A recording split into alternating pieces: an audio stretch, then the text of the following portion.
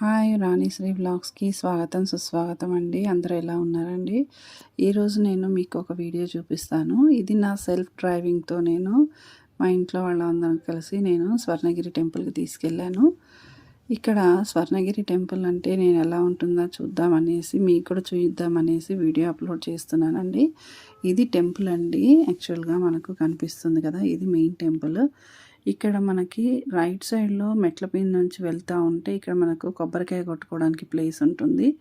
కొబ్బరికాయ కొట్టిన తర్వాత మనం వాటర్ కానీ ఇది పట్టకూడదు. అసలు మెయిన్ ఏ గుళ్ళో కూడా మనం వాటర్ తీసుకోవద్దండి. యాక్చువల్గా ఇక్కడ ఒక అబ్బాయి నవ్వుతున్నట్టు చూసాడా, ఆ అబ్బాయి వాళ్ళ పేరెంట్స్తో చెప్పాడు, నేను కొబ్బరికాయ కొడతాను మమ్మీ, మీరు వద్దు అని చెప్పాడు. అందుకని వాళ్ళని ఎవరు రాకుండా పాపం ఆ అబ్బాయి కొట్టడానికి చూశాడు, కానీ రాలేదండి. మేము అందుకే నవ్వుకుంటున్నాము.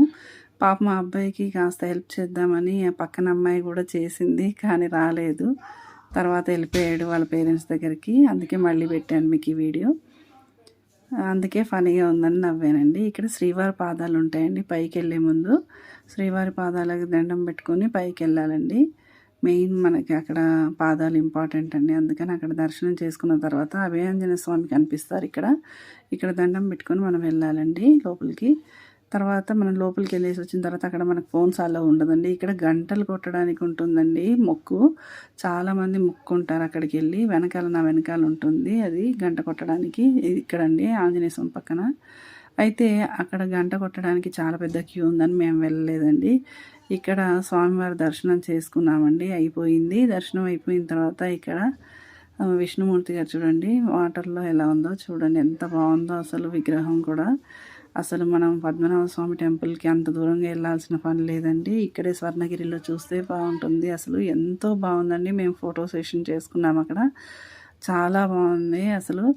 మీరు ఎప్పుడైనా కూడా ఫొటోస్ దిగాలంటే కింద నుంచి తీయండి, లేదంటే పైనుంచి స్వామివారిని తీసుకోవాలంటే మాత్రం పైకి వెళ్ళి తీసుకోవాల్సిందే. ఫస్ట్ ఫ్లోర్ నుంచి కూడా తీసుకోవచ్చు. స్వామివారి కరెక్ట్గా వస్తుంది పైనుంచి చూస్తే. కింది నుంచి అయితే స్వామివారు కరెక్ట్గా కనిపించడండి. ఓన్లీ మనకు ఫొటోస్ తీసుకోవడానికి మాత్రమే బాగుంటుంది. ఇక చూడండి, ఇలా పైనుంచి అయితే ఇలా మొత్తము టెంపుల్ అంతా బాగా కనపడుతుంది. చాలా బాగుంటుందండి.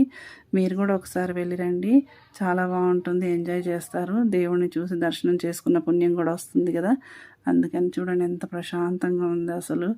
విగ్రహం చూస్తే కళ్ళారా చూడాలన్నంత సంతోషం ఉందండి. అసలు అంత బాగుంది. మీరు కూడా వెళ్ళి చూసిరండి, చాలా బాగుంది. ప్రశాంతంగా ఉంటుంది మనసు కూడా. మేమైతే వెళ్ళొచ్చామండి. చాలా హ్యాపీగా ఫీల్ అయ్యామందరం కూడా.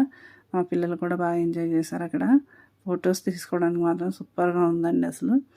మీరు వెళ్ళొచ్చిన తర్వాత ఎలా ఉందో మాకు కామెంట్